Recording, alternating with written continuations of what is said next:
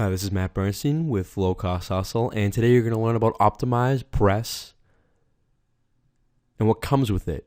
OptimizeMember is what we're going to learn about today. Comes with OptimizePress, and you should really take advantage of everything that OptimizePress has to offer. It's only $97, one time, and it offers you so much. You don't need to do HTML. You just click a few buttons and you add whatever you want onto your website. It's that easy. So about OptimizeMember, you can define membership levels and packages for the visitors of your website. This is if you were going to create a membership website, which we're not going to learn about. I do not have a membership website. I point everybody to Udemy, and we discussed earlier why you should do that. But right now, when people sign up for a free membership on your website, which they will, so the most important thing that you want to do is you want to click the Define Mailing List, Autoresponder, Configurations. The most important thing that you want to do is Define Mailing List. Click on that, and every time a customer signs up for the free subscribers, you want them to sign up for your email list. So click on Aweber. So the first thing that you need to do is you want to configure Aweber as your email list. And you can access that by clicking the OptimizePress tab from your WordPress dashboard. Click on the Email Marketing Services tab. Click on Aweber. And you'll connect it by signing in with your login information. And it's that simple. Once you've done that,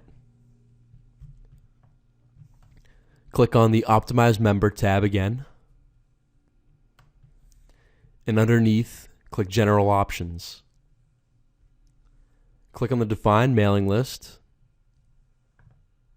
Click Aweber as your list provider and the specific list that you want users to sign up for. I would not recommend having a general email list. I'd recommend having a specific niche email list. It just makes it easier. Instead of you marketing two different products, you're just marketing one sort of product.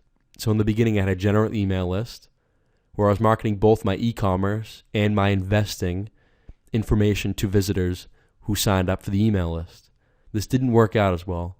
So now I separated it from my e-commerce training and investing training. Most people who come to my website want e-commerce trading. And the smartest thing that I've learned to do is to separate it even by website. So I should take off all the investing information from lowcosthustle.com and create a different website. These are the things that I'm still learning. I'm still learning just like you are. This is just a beginner's course for people who have no idea and have never created a WordPress website before. And watching this course is saving you so much time.